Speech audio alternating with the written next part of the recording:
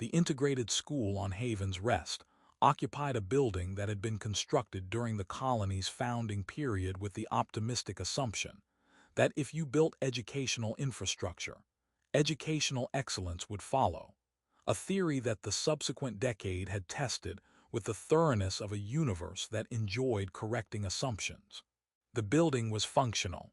It had walls, a roof, climate control that worked on a schedule it had designed for itself, and that did not always correspond to the schedule the administration preferred, and classrooms equipped with learning terminals that represented a technological generation the core worlds had already moved past, and that the frontier budget had purchased at discount with the cheerful rationalization that education was about teachers, not technology, a statement that was true, and that was also used primarily by administrators who did not have to teach with the technology in question. Frontier Academy served 312 students from 4 species. The curriculum had been designed by the Colonial Education Commission, a body whose members had never visited a frontier colony and whose understanding of interspecies educational integration was derived entirely from theoretical models that performed beautifully in simulations and collapsed on contact with the reality that a classroom containing human children, Cavathri children, Moltari children, and Selvari children was not a simulation, but a daily exercise in managing cognitive diversity so fundamental that some days the most productive educational outcome was that nobody cried. Liam Asher taught the intermediate cohort, which comprised 40 students aged approximately 10 to 12 by the various species' developmental equivalences, and which he managed with the patient, steady energy of a man who had chosen this work knowing it would be difficult, and who considered the difficulty a feature rather than a flaw. He was 29. He was the kind of teacher who did not appear in inspirational stories because his methods were not dramatic. He did not deliver transformative speeches or stage revolutionary classroom moments or accomplish anything that would translate well to a promotional hologram. He showed up. He prepared. He paid attention to which students were struggling, and he adjusted his approach until the struggling decreased, and he did this 5 days a week with the unremarkable persistence that was, in his professional opinion, the only teaching methodology that actually worked. He was not tall, 5'10", medium build, with the lean frame of someone whose physical activity consisted of walking between classrooms, carrying educational materials, and occasionally sprinting across the schoolyard to intercede in situations that required adult intervention before they escalated from childhood disagreement to childhood catastrophe. His hair was light brown, kept in a style that could be described as managed on good days and present on the others.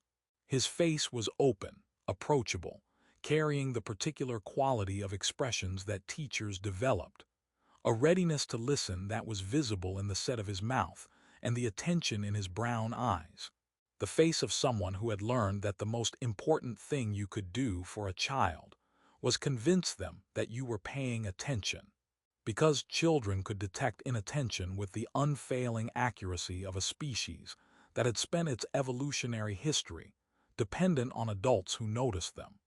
Valith arrived in his cohort at the beginning of the term's second quarter, transferred in from an undisclosed previous institution with documentation so minimal that the school's registration system flagged it as incomplete, and then, when no additional information was provided, processed the enrollment anyway because frontier schools did not turn away students for paperwork deficiencies, and because the alternative was leaving a child uneducated, which was a worse outcome than an incomplete file. She was small for a Cavathri, approximately 4'8", where her species' developmental charts predicted 4'10" to 5 feet for her age equivalent. Her skin was pale silver blue, lighter than the deep twilight tones that adult Cavathri carried, with the translucent quality that characterized their species' pre-adolescent pigmentation, as though the color had not yet fully settled into its adult depth. Her eyes were violet, large in her face, with the enhanced pupil architecture that gave Cavithry their famous visual acuity, pupils that expanded in low light to wide circles and contracted in brightness to sharp geometric points, giving her gaze a quality that alternated between soft vulnerability and startling intensity depending on the lighting conditions. Along her temples, bioluminescent patterns traced the fine, branching networks that all Cavithry possessed, but hers were muted dim, shifting through pale colors at low intensity, the developmental equivalent of a voice that had not yet found its full volume. She carried herself with a self-contained composure that Liam initially attributed to adjustment anxiety, the normal behavioral contraction of a child entering an unfamiliar environment, drawing inward until the environment proved safe enough to expand into. He had seen this in transfer students before.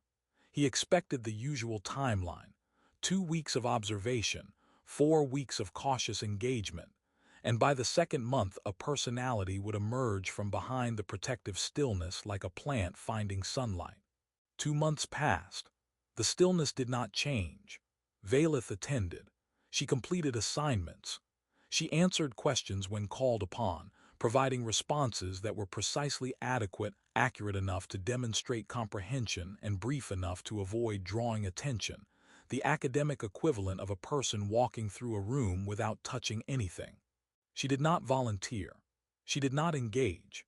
She sat at the third desk in the second row with the quiet, watchful attention of someone who was processing far more than she was revealing, and Liam, who had spent 7 years learning to read the difference between a child who was shy and a child who was careful, recognized that Valith was not shy.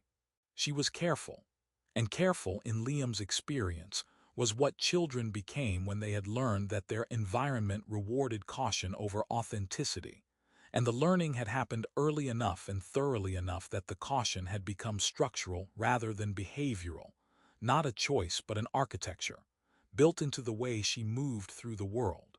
The bullying was not the kind that made incident reports. It was the other kind, the kind that existed in the spaces between documented behavior, in the lunch tables where one seat remained empty because the children surrounding it had arranged themselves to leave no room without ever explicitly excluding anyone, in the group activities where partners were selected through a process that appeared random and that consistently produced the same result. Valith, standing at the edge, waiting to be chosen and not being chosen, absorbing the rejection with the practiced composure of someone who had been absorbing it long enough that the composure was automatic. Liam saw it. This was not remarkable, seeing it was his job. What was remarkable was the specificity with which he saw it, because Valith's composure was good enough to fool adults who were not looking carefully, and Liam was looking carefully, because the muted bioluminescent patterns along her temples told a different story than her face. Her face was neutral.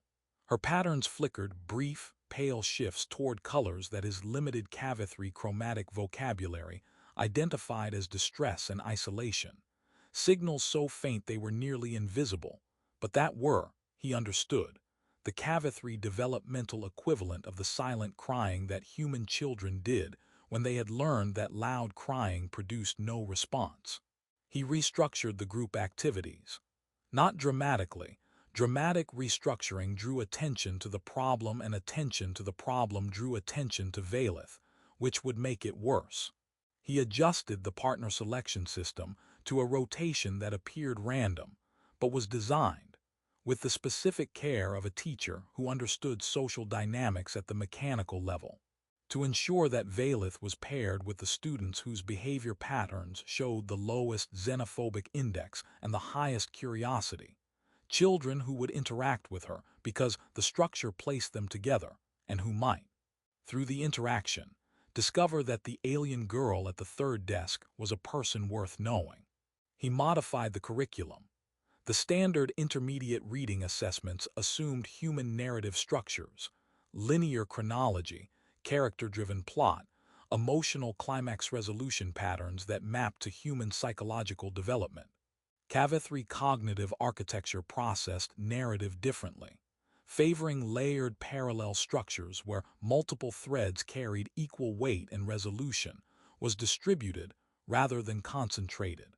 The standard assessments penalized this processing style, not because it was wrong but because it was different, and the difference was invisible to a system designed by humans for humans.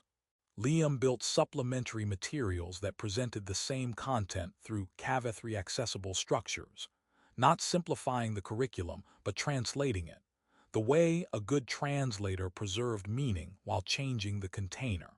He stayed late, 3 days a week, sometimes 4, sitting across from Valeth at his desk, while the school emptied and the colony's climate system shifted the artificial lighting toward its evening configuration, working through the parts of the curriculum where the gap between what the system assumed and what she needed was widest.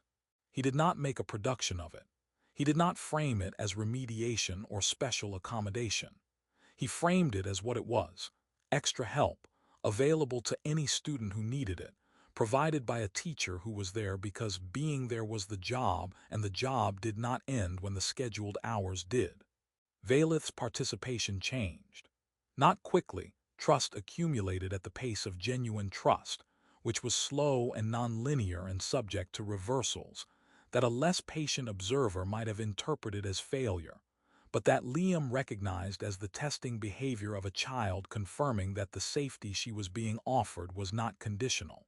She began asking questions, tentative at first, phrased with the careful precision of someone who had learned to minimize exposure even while seeking information. Then more direct, more curious, the questions of a mind that was hungry for understanding and that was discovering, session by session, that this particular adult responded to questions with answers rather than judgment. Her bioluminescent patterns brightened. The muted, dim shifting that had characterized her first months gave way to clearer colors, warmer violets, occasional pulses of silver that Liam's limited chromatic understanding could not fully interpret but that looked, to his human eye, like the cavity equivalent of relaxation. She was not transformed. She was not fixed. She was, in the small and significant way that teaching actually worked, beginning to believe that the classroom she sat in 3 days a week was a place where she was permitted to be present rather than merely tolerated. The afternoon was ordinary.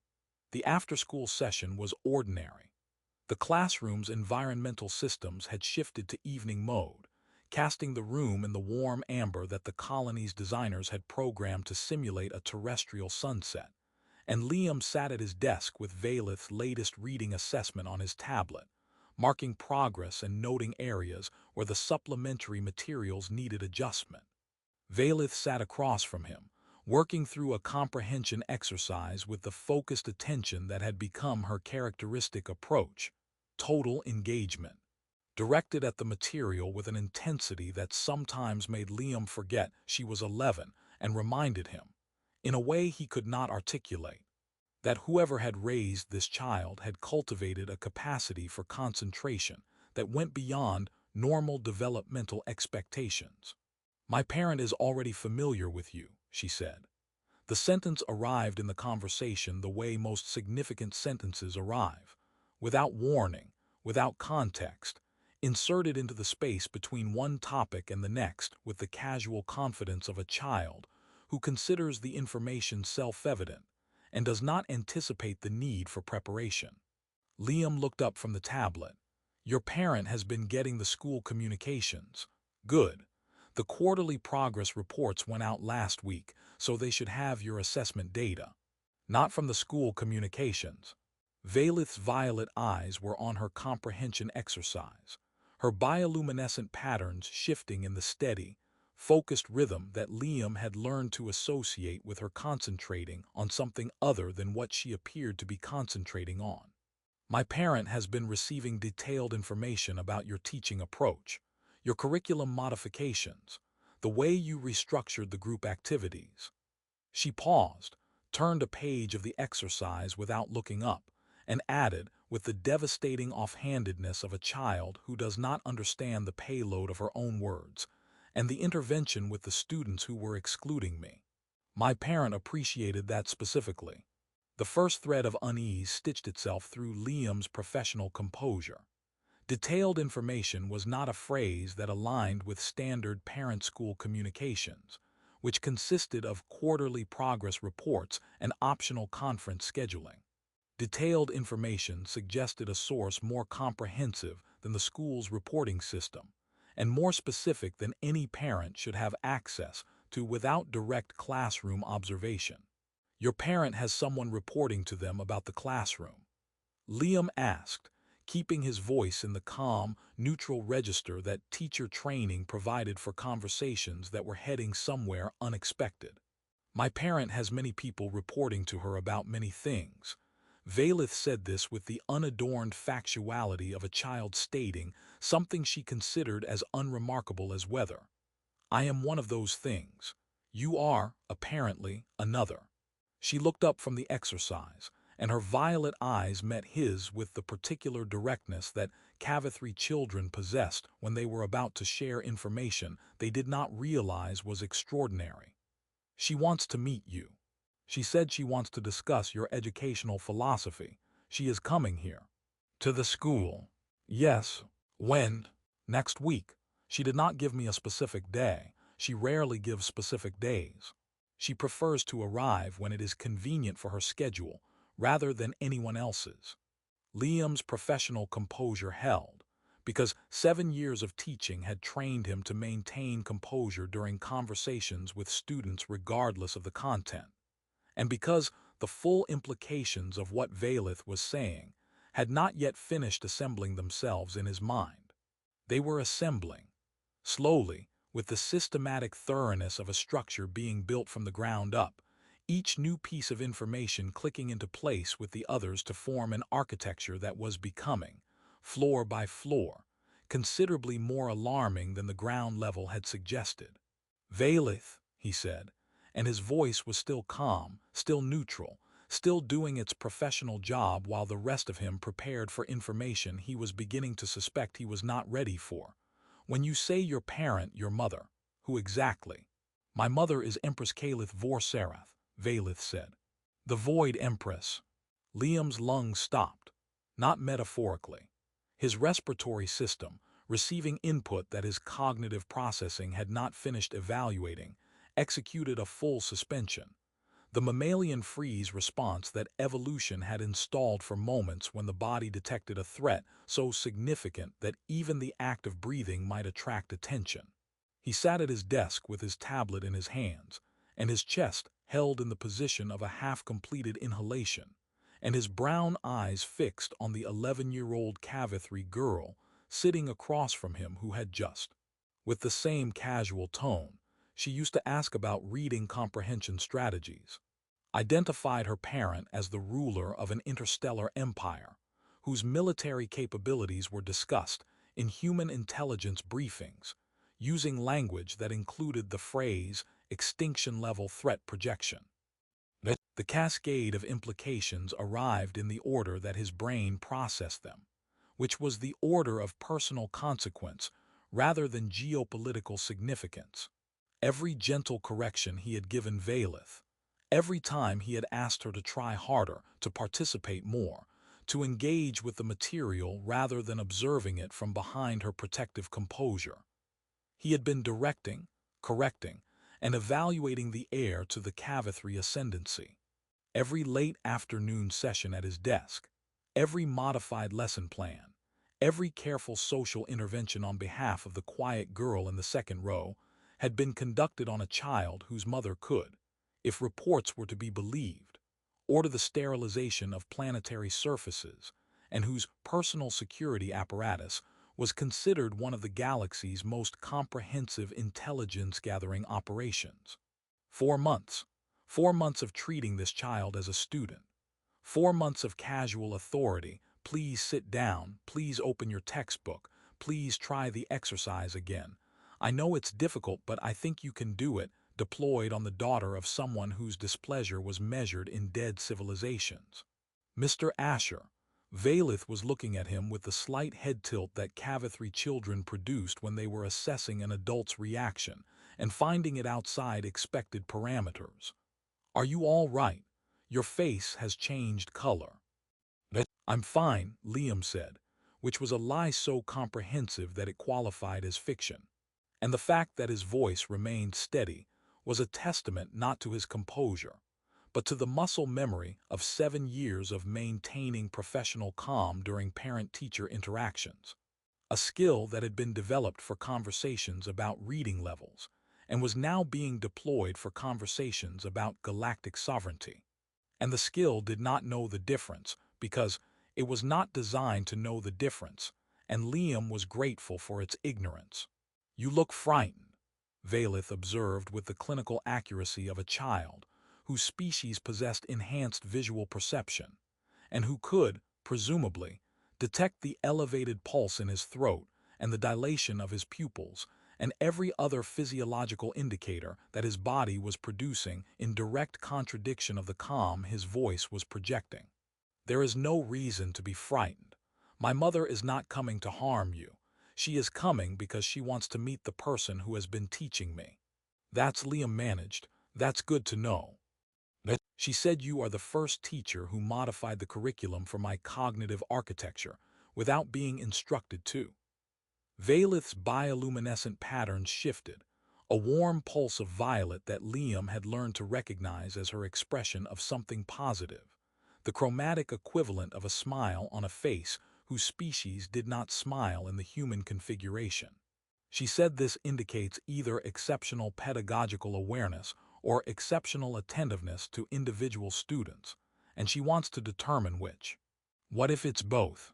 Liam said, because his mouth was apparently operating on a different survival strategy than the rest of him, and had decided that the appropriate response to learning that the Void Empress was monitoring his teaching was to continue being a teacher. Valith's bioluminescent patterns brightened further. I told her it was both. She said that was the answer she expected from me and that she wanted to verify it from you. The week that followed was the longest of Liam's professional life, which was saying something because he had once supervised a 3-day field trip involving 38 children, 2 broken environmental suits, and a geological formation that one of the Selvari students had accidentally destabilized with enthusiastic but ill-advised sample collection. He taught his classes, he maintained his schedule.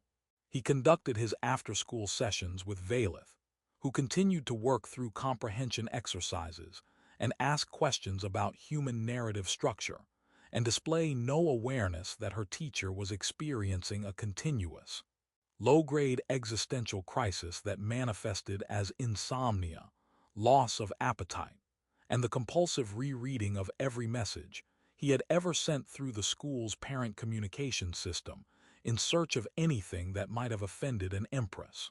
He found nothing offensive.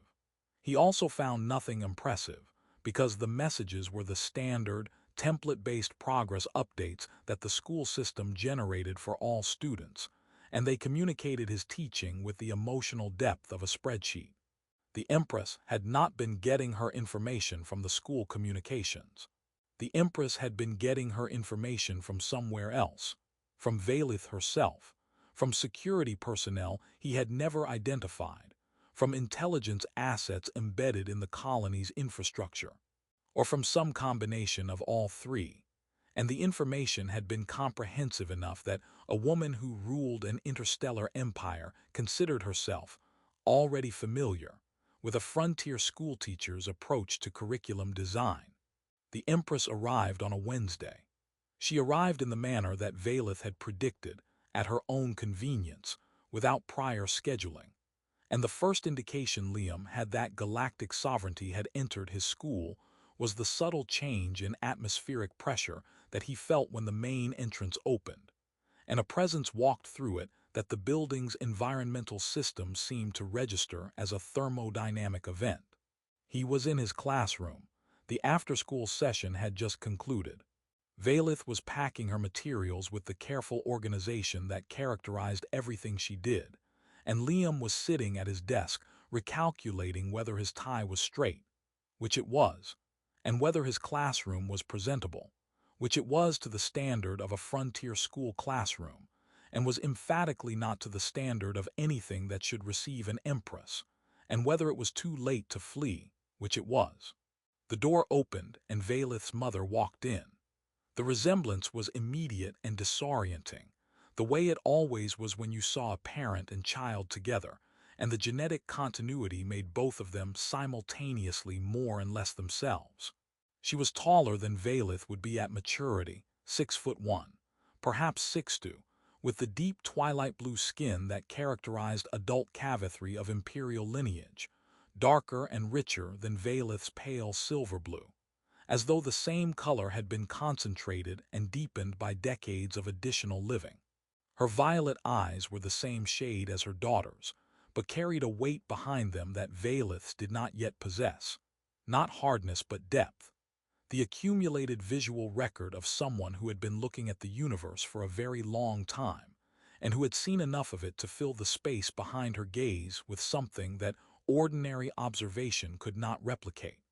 Her features were Valeth's features matured, the same bone structure sharpened by adulthood, the same facial architecture refined by the genetic precision that Cavathri imperial bloodlines maintained across generations. She was in civilian clothing. Simple, dark, unadorned, the clothing of someone who did not need external markers to communicate status, because status was embedded in the way she occupied space. She carried no visible security, no entourage, no ceremonial apparatus. She walked into a frontier school classroom with the quiet, measured stride of a woman who could have arrived with an armada and chose not to, and the choice communicated more about her power than the armada would have. Her bioluminescent patterns were controlled, deep indigo, steady silver, the sovereign composure that Liam had read about in cultural briefings, and that was, in person, more impactful than any briefing had prepared him for, because the control was not the absence of emotion but the management of it, and the management was total. "Mother," Valeth said, and the word carried a warmth that Liam had never heard in her voice before. Read the subtext of human behavior and apparently alien behavior as well, that this woman missed her daughter, and that the missing was the cost of whatever decision had placed Valeth in a frontier school 4 months ago, and that the cost was paid willingly but not painlessly. Valeth pulled back and looked at her mother and then at Liam, and then at her mother again with the particular expression of a child who was about to perform an introduction and who considered this moment important. "This is Mr. Asher," she said. "He is my teacher. He is the one I told you about." The Empress rose and turned her attention to Liam, and the full weight of her gaze, violet, deep, carrying centuries of accumulated observation, settled on him with the thoroughness of someone who had already formed a preliminary assessment and was now conducting the in-person verification. "Mr. Asher," she said, and her voice carried the harmonic resonance that all Cavathri voices possessed, but hers was deeper, steadier, modulated by the particular quality that distinguished a voice, accustomed to being obeyed from a voice accustomed to being heard. And the distinction mattered because it communicated that this woman did not need volume or force to command attention. "My daughter speaks of you with a frequency and specificity that I have not encountered in her previous educational experiences. She tells me you modified the intermediate curriculum to accommodate Cavathri cognitive architecture without being requested to. She tells me you restructured social grouping patterns to address exclusionary behavior that the school's administration had not identified. She tells me you stay after scheduled hours to provide additional instruction." A pause. "She also tells me you once asked her to redo an assignment because her first attempt, while technically correct, did not reflect what you believed she was capable of." Liam's hands were shaking. He clasped them behind his back because 7 years of teaching had given him the physical vocabulary for managing visible nervousness during parent conferences. And while no previous parent conference had involved a parent whose military fleet was described in intelligence briefings as void-capable extinction-level asset, the physical vocabulary was the same, and his body performed it while his mind tried to formulate a response that was not, "Please don't sterilize my planet." The assignment was a comparative analysis exercise, he said, and his voice held steady because his voice was a professional instrument, and professional instruments functioned under pressure, or they were not professional. Her first submission met the technical requirements, but it was safe. She stayed inside the boundaries of what she knew would be correct, rather than engaging with the material at the level her intelligence suggested she could. I asked her to redo it because adequate is not the same as good, and she was capable of good. The Empress studied him. The bioluminescent patterns along her temples shifted, a slow, deliberate movement of color that Liam could not interpret, but that did not carry the chromatic signatures his briefings had identified as hostile, which was the only reference point he had, and which he clung to with the quiet desperation of a man navigating by starlight. "You asked the heir to the Cavathri ascendancy to redo her homework," she said. "I asked a student in my intermediate cohort to redo her homework. I did not know she was the heir to anything. I know that is why I am here." The Empress moved to the chair that Valith usually occupied during their after-school sessions and sat, and the act of an interstellar sovereign sitting in a classroom chair, designed for an 11-year-old, produced an image that was simultaneously absurd and profound, and Liam felt something in his chest shift. Not the fear that had been compressing his lungs for a week, but something else, something that recognized in the absurdity a truth. This was a parent sitting where her child sat, wanting to understand the person who taught her child. "I placed Valith in this school deliberately," she said, "not to hide her, not as exile or punishment. I placed her here because imperial education produces imperial results: obedience, deference, the careful management of every interaction to accommodate her status. No teacher in the ascendancy system will ask the heir to redo an assignment. No teacher will tell her that adequate is not the same as good. No teacher will modify their curriculum because they notice that the existing one does not serve her.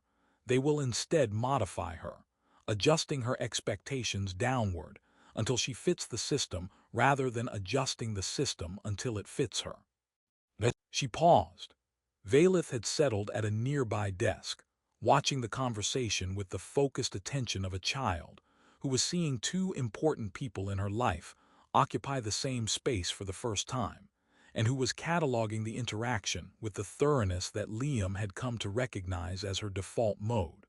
"I wanted her to experience a teacher who did not know who she was," the Empress continued, "who would treat her as a student rather than a title, who would demand effort rather than defer to status, who would notice that she was being excluded and would address it not because failing to address it would constitute an offense against the imperial household, but because a child was being excluded, and the teacher considered that unacceptable regardless of the child's identity."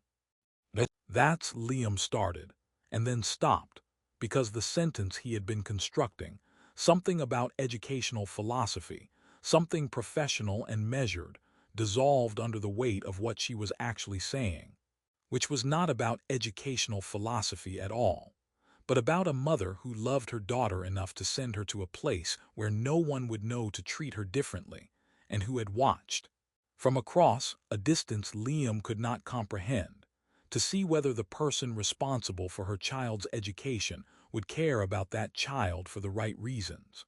"That's just teaching," he said. "That's what teaching is supposed to be." The Empress's bioluminescent patterns shifted one final time. The sovereign indigo and controlled silver gave way to something warmer, a deep, soft violet that spread from her temples across her brow and that carried, in its warmth, a quality that Liam's limited Cavathri chromatic vocabulary could not translate, but that his human perception, trained by 7 years of reading the emotional states of the people he worked with, recognized immediately. Gratitude, not the formal, political gratitude of a sovereign acknowledging a subject's service. The gratitude of a parent whose child had been cared for by someone who cared, and who understood the difference between those two things, and valued it beyond what any protocol could quantify. "Yes," she said, "it is, and you are the first teacher my daughter has had who understands that." The Empress stayed for 43 minutes. She asked about the curriculum modifications and listened to his explanations with the engaged, specific attention of someone who understood education at an institutional level and who was evaluating not just the modifications but the reasoning behind them. She asked about Valith's social integration, and he described the interventions without minimizing the problem or dramatizing his response. Because the truth was that the problem was common, and his response was standard, and the only thing unusual about any of it was the identity of the child involved, which he had not known and which, he was realizing as the conversation progressed, had not affected his approach because his approach was not calibrated to the identity of his students, but to their needs. And Valith's needs had been the same as any child's needs in a new and unwelcoming environment. Someone who noticed, someone who cared, and someone who stayed. When she left, she paused at the classroom door. Valith was beside her, her small hand in her mother's, and the bioluminescent patterns on both of them were shifting in synchronized rhythms. Mother and daughter, the same violet, the same warmth, the same genetic tissue producing the same light in a harmony that looked, to Liam's human eyes, like a language older and more honest than anything spoken. "She will continue here," the Empress said, "under your instruction with one modification." Liam braced for the modification. His imagination supplied several possibilities, ranging from security augmentation to curriculum oversight to the installation of monitoring systems that would make his classroom the most surveilled educational space in the frontier territories. "Continue treating her exactly as you have been," the Empress said. "As a student, as a child who needs to learn. Do not modify your approach because you now know who she is. The knowledge changes nothing about what she needs. And what she needs is what you have already been providing." She left. The classroom was quiet. The environmental systems had shifted fully to evening mode, casting the room in the warm amber that approximated a terrestrial sunset on a planet that had never seen Earth's sun. Liam sat at his desk and stared at the chair where the Void Empress had sat. The small, student-sized chair, designed for an 11-year-old, occupied by a woman whose armada patrolled the Void territories, and he breathed. The next morning, Valith sat at the third desk in the second row. She had her materials arranged with the careful organization that characterized everything she did. Her bioluminescent patterns shifted in the warm, steady violet that had become her classroom baseline over the past 4 months, the color of a child who felt safe in the space she occupied. She looked at Liam when he entered, and the look carried something new, not deference, not the reverence of a child whose teacher now knew her status, but something warmer and more complicated. The expression of a child who had shown her teacher something important and who was watching to see whether the important thing changed anything. Liam set down his materials, pulled up the day's lesson plan, looked at the class of 40 students who were settling into their seats with the particular energy of children beginning a school day. A sound that was the same on every world he had ever taught on: universal, chaotic, and strangely beautiful. "Good morning, everyone. Open your terminals to yesterday's reading assignment." He caught Valith's eye and held it for a moment with the same steady, encouraging attention he had been giving her for 4 months. "Valith, I noticed your analysis draft last night. Your argument in the third section is strong, but your supporting evidence needs work. We'll look at it during the after-school session." Valith's bioluminescent patterns pulsed, warm violet, bright and involuntary, and she nodded with the small, precise nod that was her version of agreement, and that Liam had learned to read as the most significant response she gave, because it was genuine, and genuine was what Valith offered only when she trusted the person she was offering it to. "Yes, Mr. Asher." Everything had changed. Nothing had changed. The daughter of the Void Empress opened her terminal and began her schoolwork, and her teacher walked the aisles between desks checking on 40 students who needed his attention, And the fact that one of those students could inherit an interstellar empire did not alter the fundamental equation that had governed every day of his career.